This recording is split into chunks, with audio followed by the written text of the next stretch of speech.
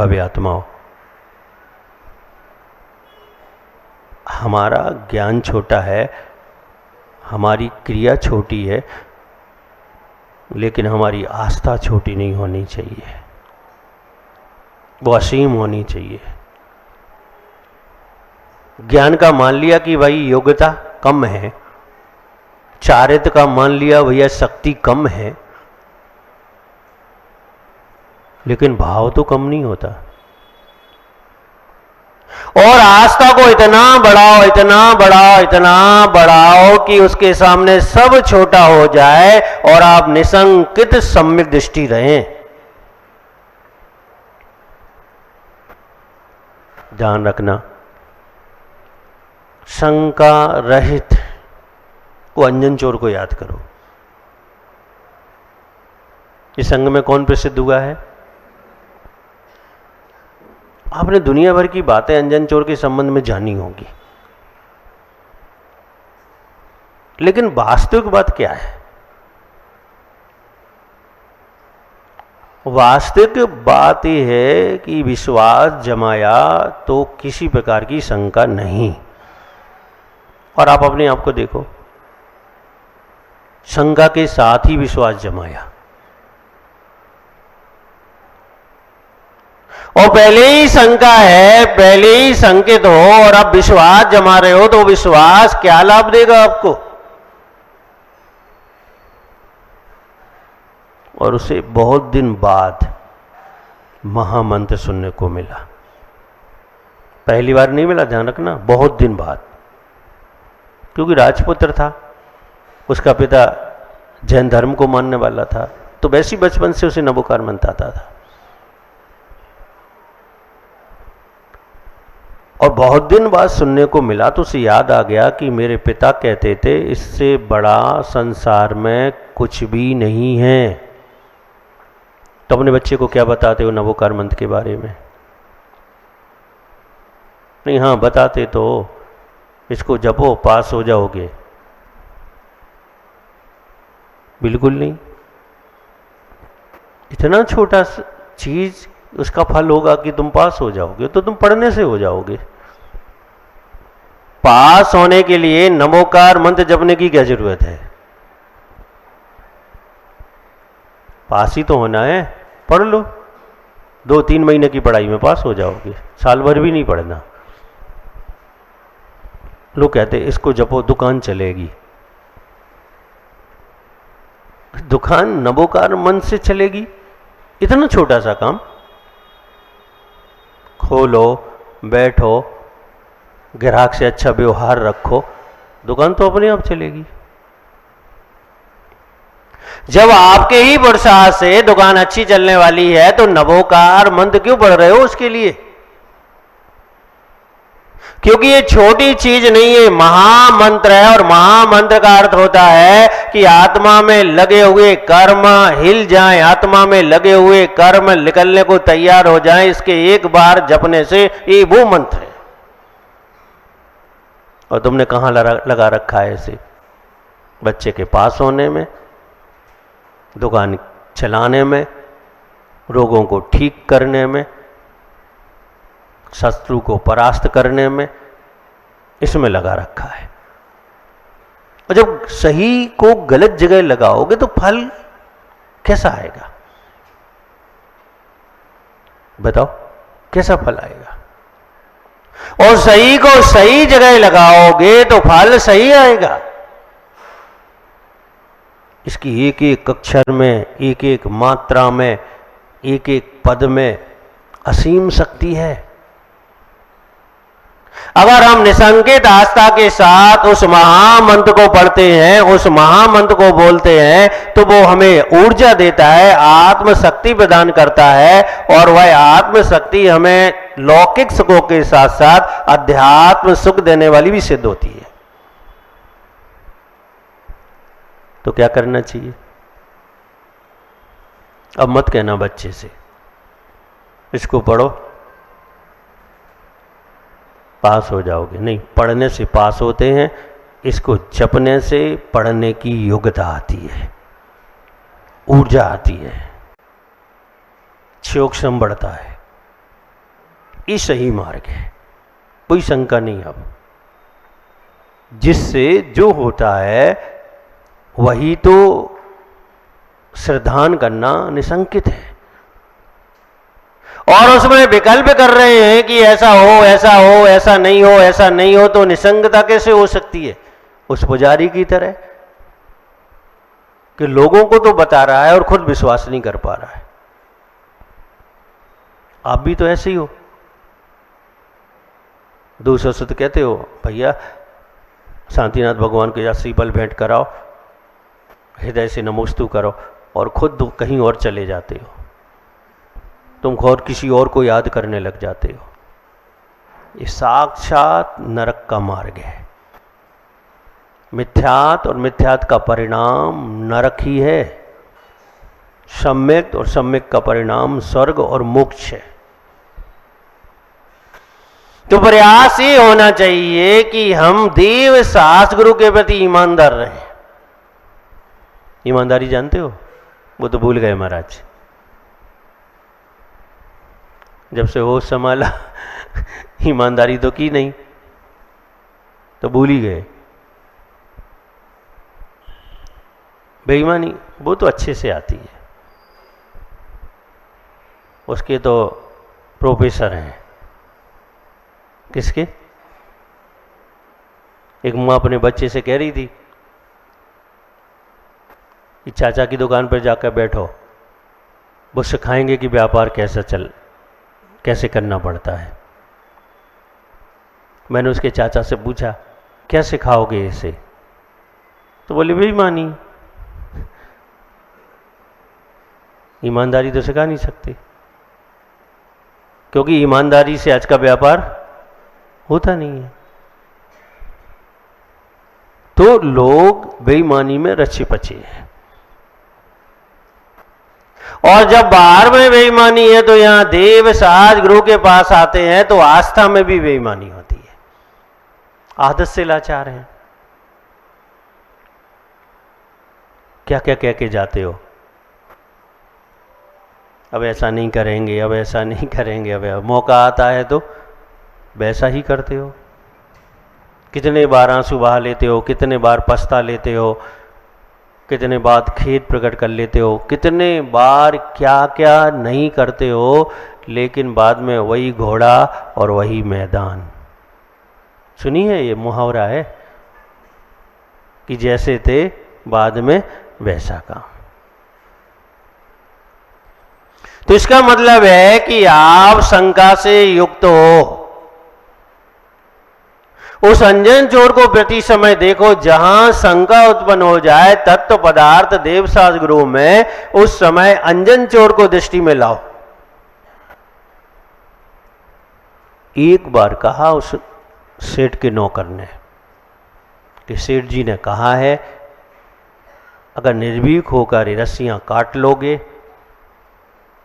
तो आकाश गामनी विद्या सिद्ध हो जाएगी, और अगर शंका से युक्त रहोगे तो नीचे गिरकर मृत्यु हो जाएगी। शंकित होकर काटना और निशंकित होकर काटना, दो ही विकल्प है। आप सोचिए कितनी बड़ी आस्था चाहिए इस चीज के लिए। और उसने वो आस्था बनाई, उत्पन्न की अपने अंदर, और इतनी गहराई से उत्पन्न की, इतनी गहराई से उत्पन्न की कि उसने निर्णय कर लिया कि मर तो मर जाएंगे लेकिन शंका अपने हृदय में नहीं लाएंगे। और किसकी बात पर? सेठ जी की बात पर। सेठ जी की बात पर क्यों? क्योंकि वो जो बोलता है तीर्थंकर भगवान की वाणी के अनुसार बोलता है, डायरेक्ट नहीं, इनडायरेक्ट तीर्थंकर की वाणी मिली। कितनी गहरी आस्था जमी होगी। जिसे सेठ जी ने तोते जैसा पढ़ाया था, तोते जैसा सिखाया था, वह नौकर निर्भीक होकर निशंकित नहीं हो पाया। कई दिनों से सेठ जी से पूछता था कि आपको आकाशगामिनी विद्या है, आप तीर्थ वंदना करने आकाश मार्ग से चले जाते हैं, एक क्षण में यहाँ से वहाँ पहुँच जाते हैं, तो मुझे भी ये विद्या सिखा दो। तो सेठ जी ने कहा कि मैं विद्या नहीं दे सकता, लेकिन उपाय बता सकता हूँ सिद्ध करने का। तो सेठ जी ने नौकर को उपाय बताया, तो सा समझाया उसे, देख ध्यान रखना, शंका नहीं करना, देख ध्यान रखना, निर्भीक रहना, देख ध्यान रखना, भय नहीं होना चाहिए वरना मर जाएगा। लेकिन वो तो सीके बांध लिया उसने, रस्सियां बांध दी, नीचे गड्ढा करके तलवारें लगा दी। अब वो सोचता खड़ा खड़ा, कहीं मर ना जाए, कहीं ये मंत्र सिद्ध ना हुआ तो। आप भी तो करते हो, वो आचासी ने मंत्र दिया है, मुनिराज ने मंत्र दिया है, अभी काम करेगा कि नहीं करेगा? तो कभी नहीं करेगा। अगर आपने विकल्प किया है कि ये मंत्र काम करेगा कि नहीं करेगा, तो गारंटी से लिख कर दे सकता हूं कि कभी नहीं करेगा। शंका है, आस्था है ही नहीं है। मंत्र की ताकत कम होती है, आस्था की ताकत ज्यादा होती है। मंत्र काम नहीं बनाता, काम तो आस्था बनाती है। और अंजन जोड़ ने निर्णय किया कि नहीं, निर्भीकता रहेगी, किसी भी अपेक्षा से कोई संशय नहीं है। सेठ जी ने कहा है, इसका मतलब ये है कि मैं आकाशगामिनी विद्या को सिद्ध कर लूंगा। और आप सोचिए, एक एक रस्सी को काटना है, कैसे धक धक होगी। अगर ट्रेन में सफर कर रहे हो और थोड़ा सा ट्रेन हिल जाए तो कैसा लगता है? नमोकार मंत्र बोलना, जल्दी जल्दी नमोकार मंत्र बोलते, भले गलत बोल लो, यही करते हो ना। अभी गप्पे कर रहे थे, आराम से बैठे, हंसी मजाक कर रहे थे, ट्रेन डिस्टर्ब हुई तो भगवान को याद करने लग गए, मंत्र भजन बोलने लग गए, मंत्र बोलने लग गए। और जो घंटे भर से आप जो गप्पे कर रहे हो, हंसी कर रहे हो, पापमय बातें कर रहे हो, इंद्रियों के विषयों की बातें कर रहे हो, और तब से अगर भगवान को याद करते, मंत्र को जपते, तो वो ट्रेन हिलती ही नहीं, वो नहीं हिलती। लेकिन क्या करें, हमें कोई मिला नहीं कि हमने पाप चर्चा शुरू की, एक आदत बन गई है। अगर आपको दो महिलाएं मिल जाएं एक महिला को, तो क्या करेगी बताओ? आप मुझे बताओ, क्या करोगे आप? भक्तांबर पढ़ोगे, वैराग भावना पढ़ोगे, 12 भावना पढ़ो, क्या करोगे? राग भावनाएं शुरू होगी, गृहस्थी चालीसा शुरू होगा। कौन सा चालीसा? गृहस्थी चालीसा। और निंदा शास्त्र शुरू हो जाएगा। और इनका ऐसा संगम रहेगा, ऐसा संगम रहेगा कि घंटा 2 घंटा पता ही नहीं पड़ेगा कैसे निकल गए। और नवोकार मंत्र का कहते हैं 15 मिनट पढ़ो, बहुत मुश्किल काम है नहीं होता। पापमय बातें घंटे 2 घंटे हो सकती हैं, और धर्म का चिंतन, धर्म का ध्यान, धर्म की बात 15 मिनट भी नहीं कर सकते। इसका मतलब विश्वास का अभाव है। और जहां विश्वास का अभाव होगा, आप धर्म से जुड़ ही नहीं सकते। धर्म से जुड़ना है तो आस्था को निसंकित करना ही पड़ेगा, उस अंजन चोर जैसा बनाना ही पड़ेगा। उस मेढक को देखो, यदर्चा भावेने प्रमोदित मना, कोई शंका नहीं है कि मैं मेढक हूं और मैं समोसरण में जा रहा हूं, दर्शन मिलेंगे कि नहीं मिलेंगे, कोई शंका नहीं, पहुंच पाऊंगा कि नहीं पहुंच पाऊंगा, कोई शंका नहीं।